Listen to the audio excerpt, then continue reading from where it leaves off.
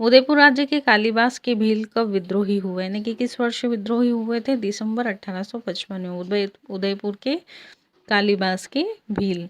उदयपुर के समीप खेरवाड़ा क्षेत्र में भील उपद्रव की घटनाएं कब सामने आई? 1861 में। 1863 में कोटड़ा की भील की हिंसक गतिविधियों को रोकने के लिए मेवाड़ भील कोर के कमांडिंग अधिकारी ने यह जिम्मेदारी उदयपुर राज्य को सौंपी थी। सबसे पहले कोटड़ा की भील की हिंसक गतिविधियां 1863 में सबसे ज़्यादा हुई, जिसको रोकने के लिए मेवाड़ भील कोर के कमांडिंग अधिकारी ने उदयपुर राज्य को यह जिम्मेदारी सौंपी थी। खेरवाड़ा और डूंगरपुर के मध्य कब और किन भीलों ने उपद्रव आरंभ किया? 1867 में देवलपाल के भीलों ने। नेक्स्ट है 1867 में देवलपाल के भीलों द्वारा किए गए विद्रोह को किसके द्वारा कुचला गया? मेवाड़ भील कोर के द्वारा। कब से कब तक बांसवाड़ा में भील विद्रोह की अनेक घटनाएं घटी? 1872 से 75। बांसवाड़ा राज्य में किन गांवों के भील छापामार गतिविधियों द्वारा और अशांत रहे? ये और नहीं आएगा यहाँ पे। बांसवाड़ा राज्य में किन गांवों के भील छापामार गतिविधियों के द्वारा अशांत रहे? तो चिलकारी एवं शेरगढ़ गांवों के भील जो थे वह छापामार गतिविधियों के कारण अशांत रह रहे थे या उन्हें दिक्कत का सामना करना पड़ रहा था। अगला है चिलकारी व शेरगढ़ के गांव के भीलों ने कब खुला विद्रोह किया? 1873 से 74। उदयपुर राज्य की शहनाई किसके नेतृत्व में और कब बारापाल पहुंची?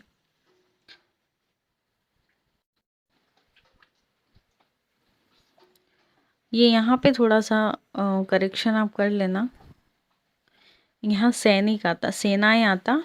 उदयपुर राज्य की सेनाएं किसके नेतृत्व में और कब बारापाल पहुंची? तो 26 मार्च 1881 में मामा अमन सिंह राज्य का प्रतिनिधि एवं लोनारगन अंग्रेज प्रतिनिधि के नेतृत्व में। अगला प्रश्न है किस दिन सेना के द्वारा बारापाल में सैकड़ों भील झोपड़ियों को जलाकर राख कर दिया गया था?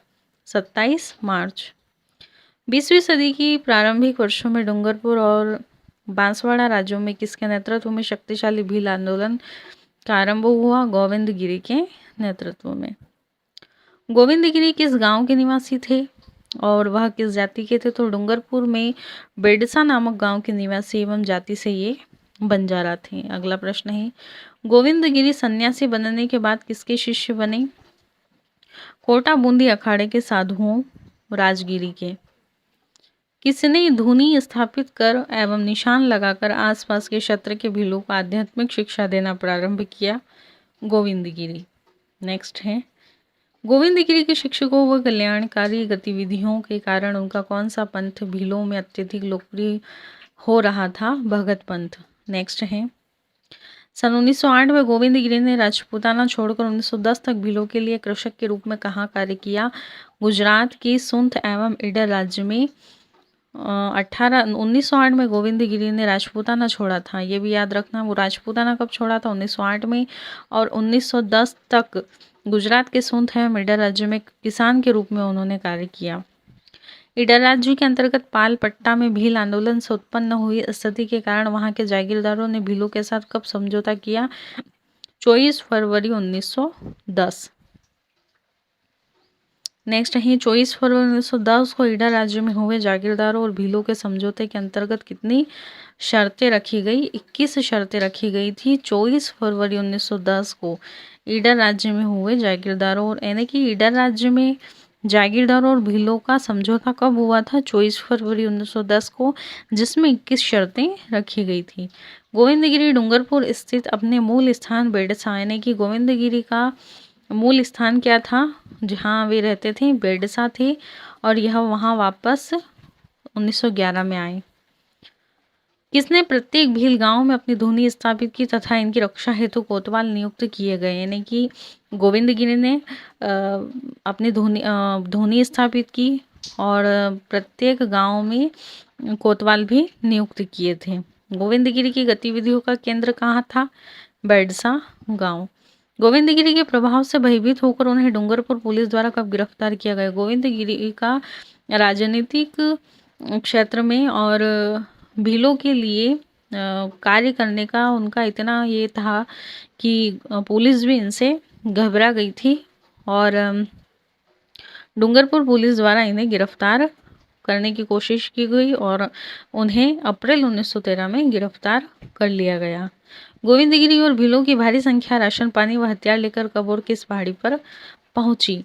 अक्टूबर 1913 में मानगढ़ पहाड़ी पर। नेक्स्ट है, भीलों के विरुद्ध अंग्रेजी फौजों ने मानगढ़ की पहाड़ी पर आक्रमण कब किया? जब ये वहां सब सारी भील पहुंच चुके थे उसके बाद में अंग्रेजी फौजों ने 17 नवंबर 1913 को आक्रमण किया। गोविंदगिरी की आजीवन कारावास की सजा को कितने वर्ष की सजा में बदला गया? 10 वर्ष। गोविंदगिरी को आजीवन कारावास हुआ, भीलों ने इसका विरोध किया और जिसके फलस्वरूप उन्हें 10 वर्ष की सजा सुनाई गई। 10 वर्ष की सजा के बावजूद उन्हें 7 वर्ष की सजा दी गई और 7 वर्ष की सजा के बाद उन्हें किस शर्त पर रिहा किया गया कि वे सोनथल, डूंगरपुर, बांसवाड़ा, कुशलगढ़ एवं ईडर में प्रवेश नहीं करेंगे। जेल से रिहा होने के पश्चात गुरु गोविंद सरकारी निगरानी में कहाँ रहे, यानी कि उन्हें सरकारी निगरानी में रखा गया। अंग्रेजों को डर था कि कहीं यह वापस से विद्रोह न कर बैठें, तो अहमदाबाद संभाग के अंतर्गत पंचमहल जिले के झालोद गांव में रहने लगे। नेक्स्ट आ जाता है उदयपुर राज्य में मोतीलाल तेजावत के नेतृत्व में आंदोलन। किसके नेतृत्व में? 1921 में मेवाड़ व अन्य राज्यों के भीलों व गिरासियों ने आंदोलन छेड़ा। मोतीलाल तेजावत के नेतृत्व में। मोतीलाल तेजावत कहाँ के निवासी थे? उदयपुर राज्य की झाड़ोल ठिकाने के अंतर्गत कोलियारी गांव के।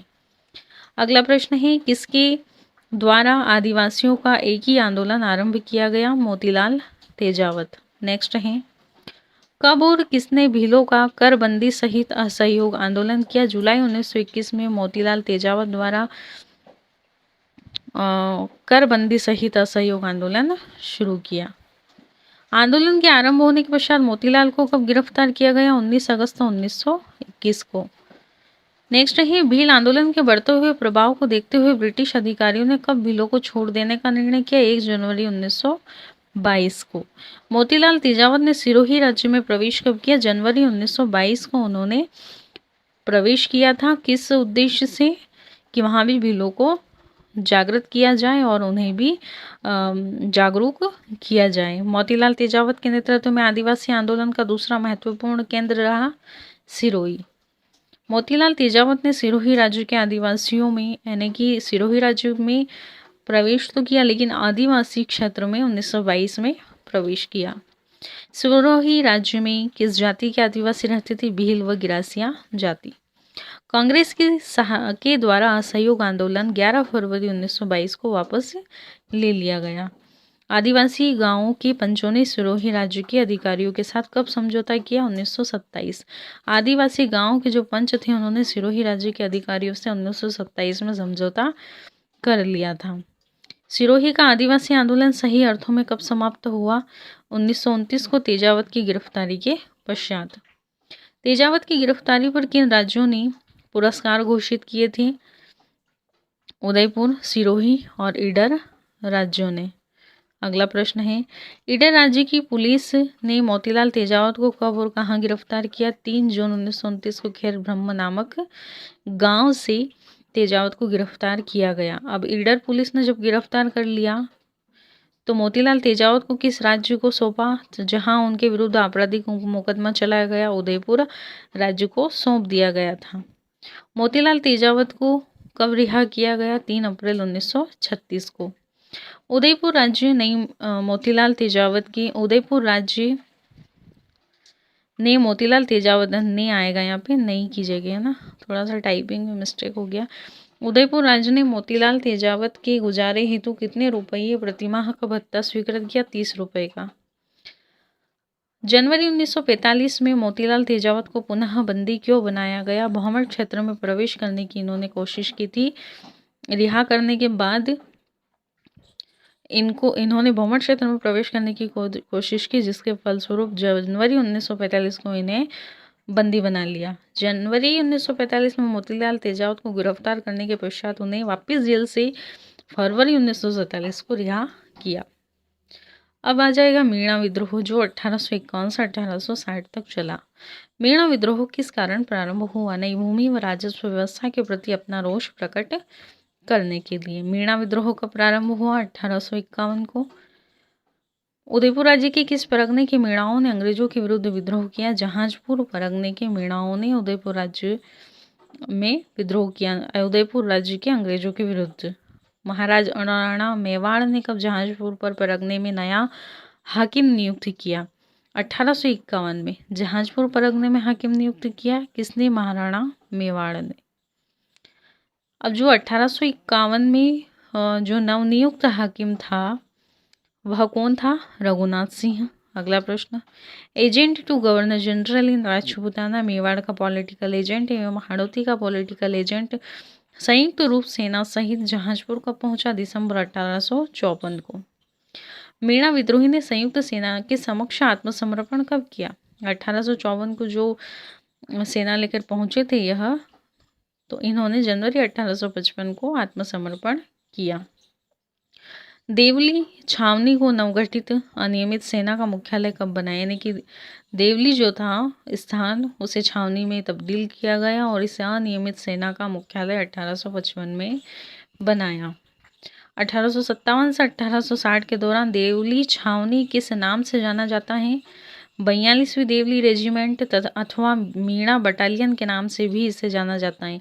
तो आप देवली छावनी, 42वीं देवली रेजिमेंट, मीणा बटालियन, ये तीनों नाम याद रखना है, तीनों नाम एक ही है।